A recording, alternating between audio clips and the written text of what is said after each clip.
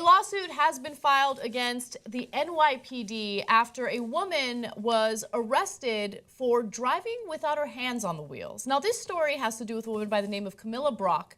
And a few years ago, she was stopped at a red light and she was dancing to some music that she was playing in the car. While she was dancing to it, of course, her hands weren't on the wheel. As a result, a police officer pulled her over and asked her what was going on. And she explained that she was stopped at a red light, she was dancing, there's nothing going on. Now, this black woman had the audacity to drive in a BMW, and the police official was very suspicious about that. Now, she got arrested, she got detained as a result of dancing in her own car, okay? She was detained for a few hours. She says, I was confused and did not know what was going on or why I was being taken into custody. The officer asked, why are you driving without your hands on the wheel? I said, I was dancing, I'm at a light. He asked me to get out of the car. So she couldn't understand why she had to get out of the car, couldn't understand why she was detained. Her car was taken by the police, and after they released her, they told her, hey, you know what, you can come back tomorrow and we'll return your car to you. She did return the next day, and she alleges that after she did that, cops arrested her again, put her in a paramedic's truck, and then they took her to a mental institution because they didn't believe that she was the owner of the BMW. Jesus Christ, man. Yeah. This story is so unbelievable that I got to see how it comes out in court. If they can prove this in court, are we still going to have anybody left in this country talking about, oh, no, what racism? Black people are treated the same way as white people. Some of the stories, parts of the story are already not in dispute. Yes. They took her in on the first place because she didn't have both of her hands on her steering wheel while she was at a light. How many times have you had both hands on the steering wheel when you were at a light? Every time? Every time, really? Did the cops take you in? I've never been arrested for that. I've never been pulled over for that. You know what she got pulled over for? For being black in a BMW. That's why they impounded the car. That's why they didn't believe her. That's why they checked her into a mental hospital, okay? So this happened last year, 2014, obviously. She was driving a 2003 BMW. It wasn't like she was, first of all, she could drive any car she wants to drive. She's a banker from New York, okay, working in Long Island. She tells them she's a banker. They're like, oh, she's definitely crazy. They don't believe her. She's definitely crazy. Let's lock her up. So the lawsuit claims that Brock was held at the hospital for 8 days, where she was given lithium and injected with powerful sedatives. Jesus Now keep in Christ. mind that according to her and her lawyer, she has no history of mental illnesses, and there was no reason for her to put her in a mental institution at all.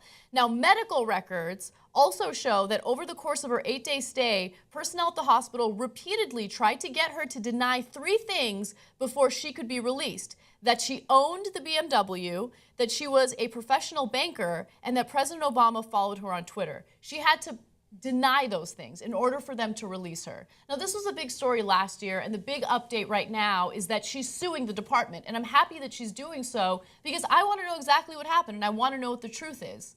So those 3 things, by the way, are true, even including Obama following her on Twitter. It's not like Obama was like, oh, I got to find Kamilah Brock and follow her. I'm sure that the White House follows a lot of things, right? So it's not so outrageous. So the reason I say we got to see what happens in court is, were there other factors, right? Did she say other things that made them reach the conclusions that they did? If they weren't, and they just said, oh, black chick in a BMW, she claims she's a banker, right? Then come on, man. How long are we going to keep doing this to African Americans in this country, right? And how long are people going to deny it? Imagine, again, this story just flipped the races. It's inconceivable, right? It's a 53-year-old white guy gets pulled over because he's in a BMW, because he's dancing at a light.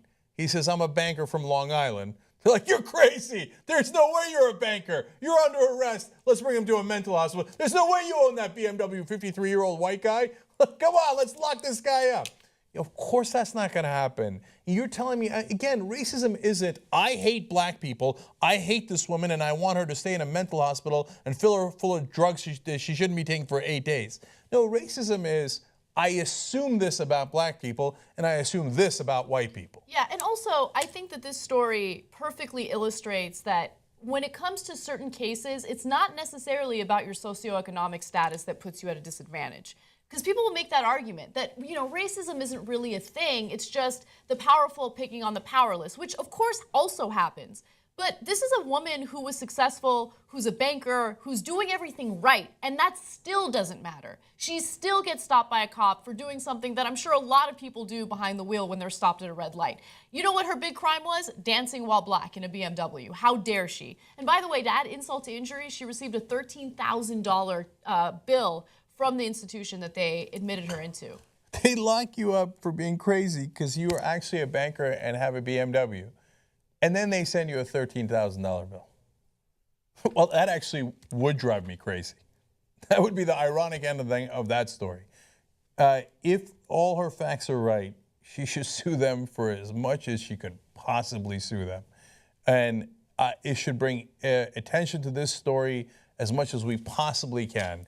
And look, if she's wrong, we'll find out in court, right? Mm-hmm. But if these facts hold up, I don't want to listen to another white person in this country tell me about, well, it's their fault, you know, why don't they respect themselves and get a job? What more do you want from her? She was a banker, she had a job, she had a BMW. That's why they went after her, because there's no winning.